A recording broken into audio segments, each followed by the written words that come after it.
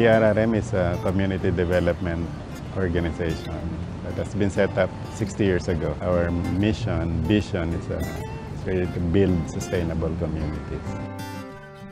The building has been here in our home since the turn of the century, pero we did not do much about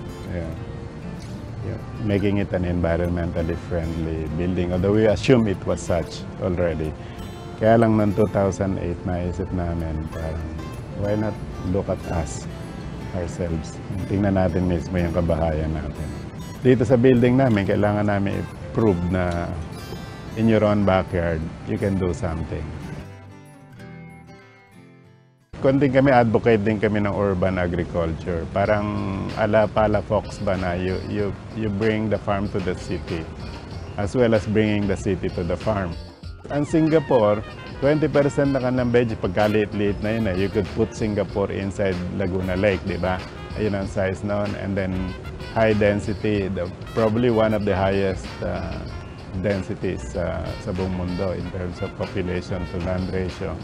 And yet, 20% ng kanilang veg demand ay nasusuplayan sa rooftop garden. So, kung kaya nila yung gawin sa ganong klaseng, at dito sa atin na napakaraming space, at kahit Metro Manila lang ang pinag-uusapan, then you can do a lot. Siyempre, ang malaking ginagawa naman ng PRRM is education, first and foremost. So, ang change is really in the mindset. Since matagal na namin ginagawa yun, so madali na. That was not really a hard struggle. All we needed to do was just do it.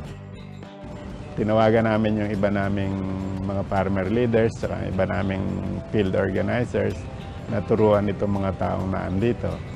Humingi din kami ng tulong sa iba on recycling sa Earth Day Network. Eventually, kami na rin nagko-compost ng aming nagpo-produce ng aming organic fertilizer dito. Out of yung canteen biodegradables, tsaka yung iba pang biodegradables na nakukolektaran. Isang consideration, siyempre, beauty. Pangalawa, yung papakinabangan.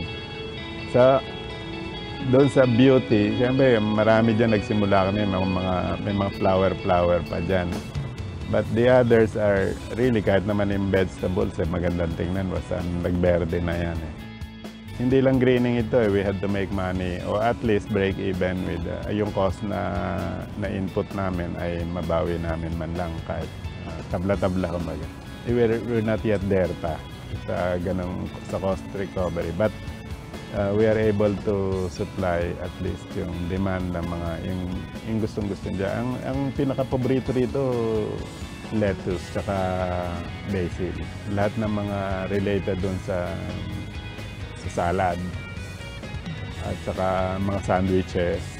Ganun, binibili namin kami lang. Yun naman sabi din namin target talaga internal trading Kamukha nang ginagawa namin sa sarili naming farm, self-sufficient, and then there is surplus, we trade it among ourselves.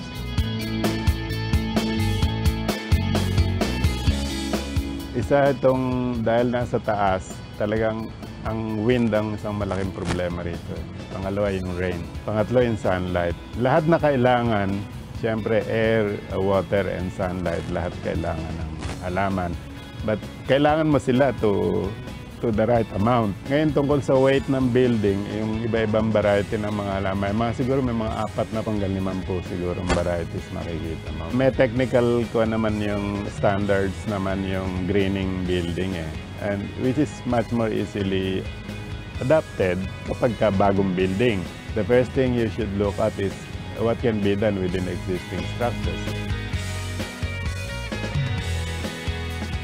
Simula pa lang marami ng converts. So sa totoo lang ang dami ng yung staff namin who don't mind being soiled. Magsasama-sama yan, tutulong at ginagawa nga nila yung part ng kanilang daily routine Itong aming garden nagiging part ng healthy living ng mga staff.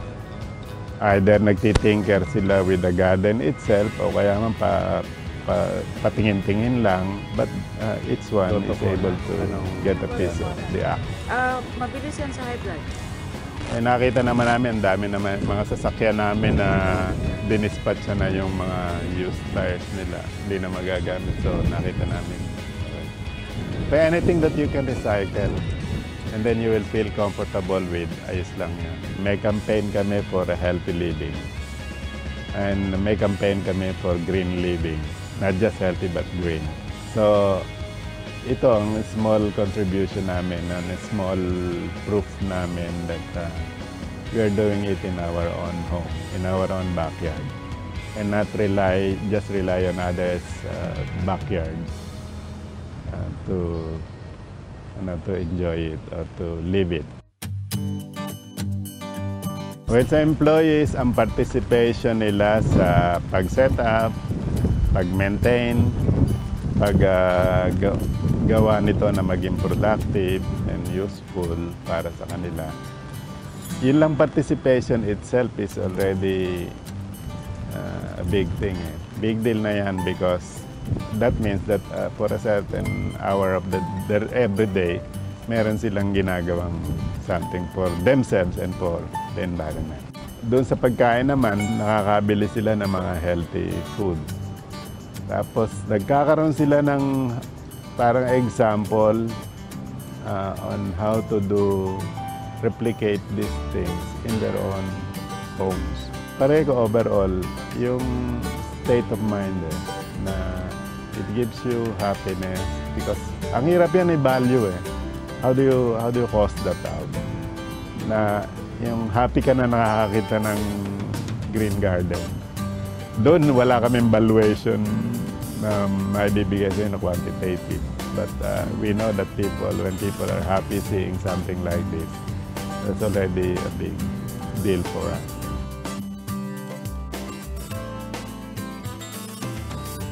Palagay ko dapat lahat tayo, every Filipino, should try to contribute something to grow our food, whatever, as close as possible to where it is consumed.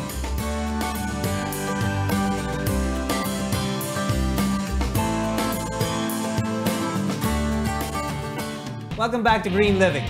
Now, sorry.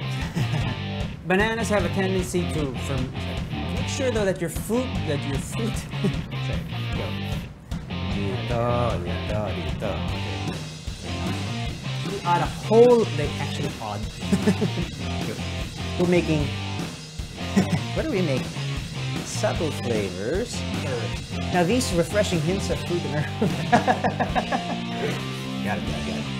Making our own bottled, naturally flavored water.